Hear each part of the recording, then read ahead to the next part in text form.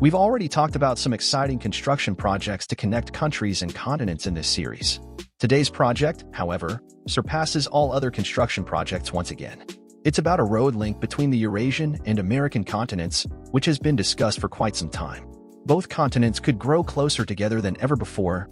Economically, both Siberia and Alaska could profit greatly from it, and it could become a peace project between the hostile great powers. So we are dealing with a true megaproject here. But what are the proposals for it? Why has it always failed so far? And what are the chances that such a project will actually be implemented in the next few decades? We take a look at all these questions in today's video. Have fun. Even though the idea sounds pretty crazy, it's not new. As early as the 1800s, such a connection was speculated about and initial plans were drafted. It comes in handy that both continents are actually quite close to each other in the narrowest section of the Bering Strait. In addition, there are two islands in the middle of the strait that could be used as a connecting route. Although they are only 4 kilometers apart, there is a time difference of 21 hours. In addition, the sea is relatively shallow at the narrowest point between the Chukotka Peninsula in Russia and the Seward Peninsula in the U.S. state of Alaska, which makes a connection much easier. The first to submit such a plan, as early as 1892, was Joseph Strauss, one of the most famous bridge builders of his time and also responsible for the Golden Gate Bridge. He developed a proposal for a railroad bridge, but it was rejected by the Russian government at the time. Then, at the beginning of the 20th century, some American railroad magnates took up the plan again and also proposed a Siberian-Alaskan railroad link. This time the Russian Tsar was not averse, and he even approved the proposal.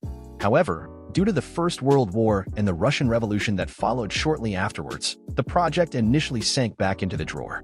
By the Second World War, however, the two countries had come closer again and important connecting routes to the far north had been laid.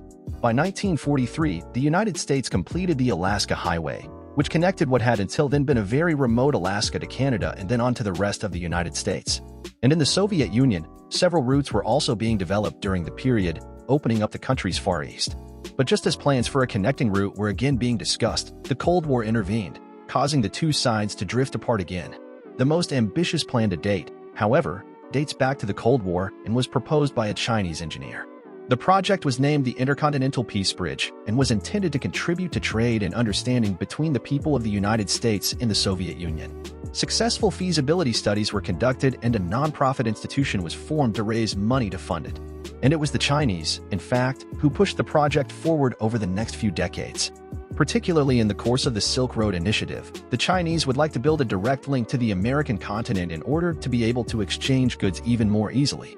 A few years ago, Chinese transportation experts proposed the construction of a high-speed rail line from northeastern China to the United States that would be about 10,000 kilometers long. This time, however, the talk was of a tunnel. Investor Neil Bush, who was the younger brother of former U.S. President George W.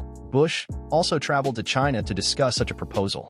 While for a long time it looked like the project plans would move forward, they were put on hold for the time being at the latest with the trade war between the U.S. and China under Trump. In addition, relations between the U.S. and Russia have also continued to deteriorate and have been at a low point since 2022. So we can see that there are definitely advanced plans for a connecting route between Eurasia and America, but so far they have repeatedly failed due to the political will of the countries involved.